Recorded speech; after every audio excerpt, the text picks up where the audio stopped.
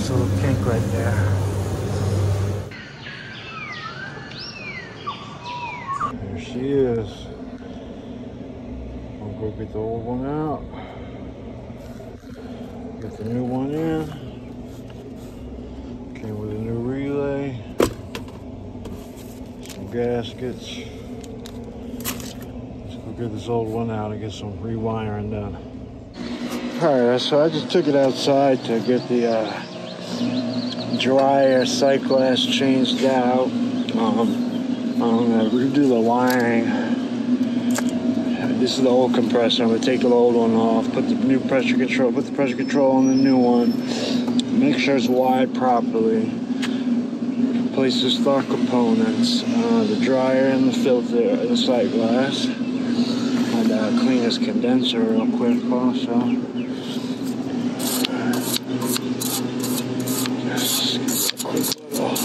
Ew. I got a shit. Look at that. I like this brush. Do a quick little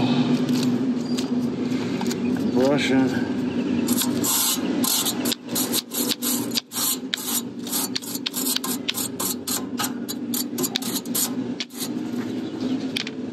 Hit it up with some.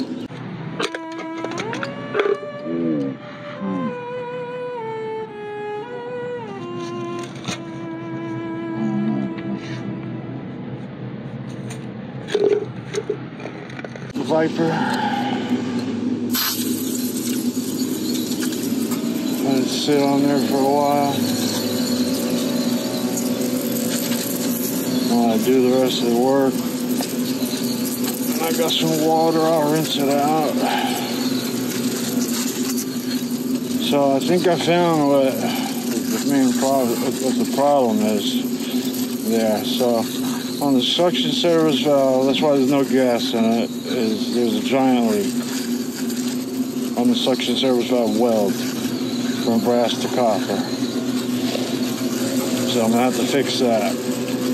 Then we got a nice big old kink on the suction line right after the EPR. So that will definitely cause some damage to the compressor. So I knew as I was taking this thing apart to replace it, I would find kind of the cause of it. But I was sent out here because he was trusting the word of another technician that everything was installed properly, everything was done correctly, everything was wired right. And you know, there was a couple things I missed, but I noticed the voltage drop. I did kind of notice that little kink and that the suction line looked funny, but I didn't really dig too deep into it. I just knew that we had a bad compressor and we had to change it out. So, and I knew I wasn't going to be able to find any of these issues until we changed the compressor out. So here we are finding all the issues. So I'm gonna let that coil cleaner sit on there. Probably take this casing off also. It's clean as a whistle in there, but it's just that outside that's filthy. So let's let it sit on there and build up and clean. So I want to get this compressor off of here. I'm going to wipe down all the oil, all that good stuff, degrease it, clean it, and then change the compressor out and stock components and go from there. Alright, got it all degreased, cleaned up. Got the new sight glass and filter dryer, just got to weld that in. Gonna purge some nitrogen through there. Got this valve shut all the way, so it forces it out of there, just so I can do a little nitro sweep. Coiled and definitely got a lot cleaner. All that shit came off of there. I gotta clean that up. I'm gonna hit it again one more time with some coil cleaner. And then with some water, once I get everything where I want it to, I'm gonna swage that. But let's get this dryer and shit welded in first.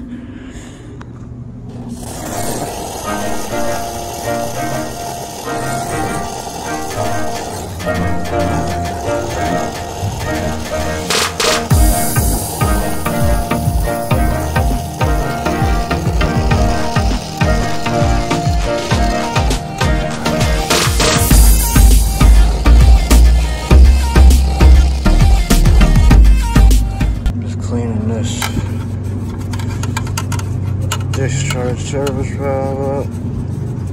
Get the surface area nice and clean. Wipe that down a little bit more. Put the gasket on. Put that on there. Get the compressor in place. I swedged that. And then I'm gonna wire it up out here and then go set it into the unit. See what happens. That piping was so kinked and there was no way for me. I was able to get this kink out, but to reconnect it, first I gotta fix this bad weld here. Then I'm gonna have to unsweat the piece coming out of the EPR valve and shorten it up with a shorter 90 just to be able to reconnect to the suction line without kinking it.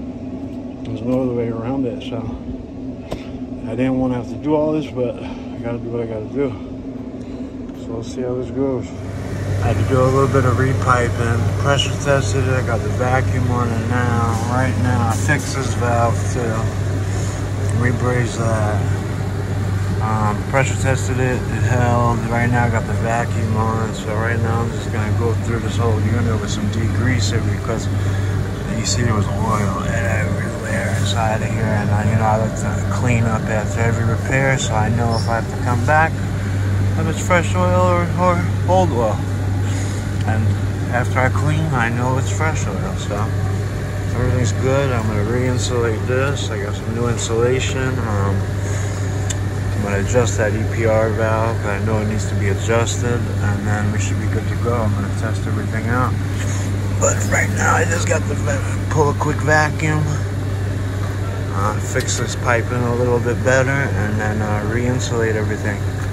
And we're good to go. Charge it up and test it. But yeah. Alright, pulled the vacuum on there. Re-insulated everything. Set my scale, it takes 80 ounces, 5 pounds.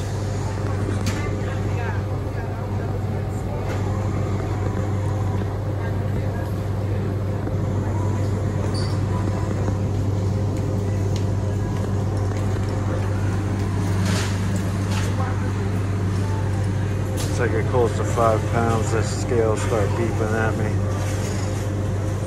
Should take the whole charge.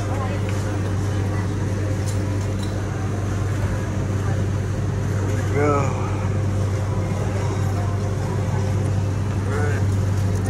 Let's get this. Let's go jump on the other side and go adjust that EPR. Alright, she's looking good. Running 404. And this guy, under full load, it's real hot in that box. Running 9.95 amps. It was a little over 10, which is the RLA. But as the load in the box decreases, the amperage decreases, obviously. I made a slight adjustment on that PR, but I don't really see any need to adjust it any further.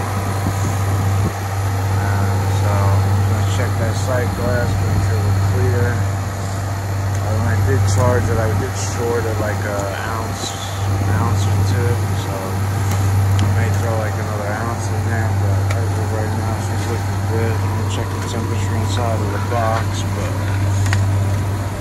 I think we're good to go.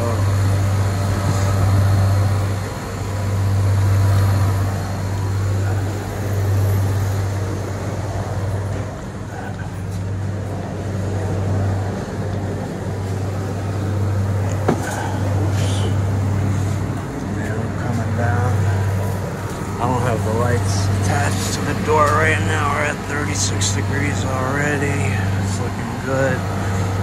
Alright, I got her dialed in just how I want her.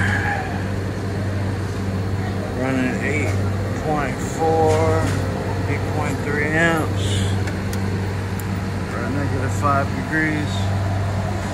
Did have to make another slight adjustment to that EPR valve, but almost good to go. Yeah, this is good. I'm just gonna put this door back on. Connect these lights. Make sure those lights work. That would be just my luck if they didn't. But other than that, we're set. Oh, one more thing I want to test.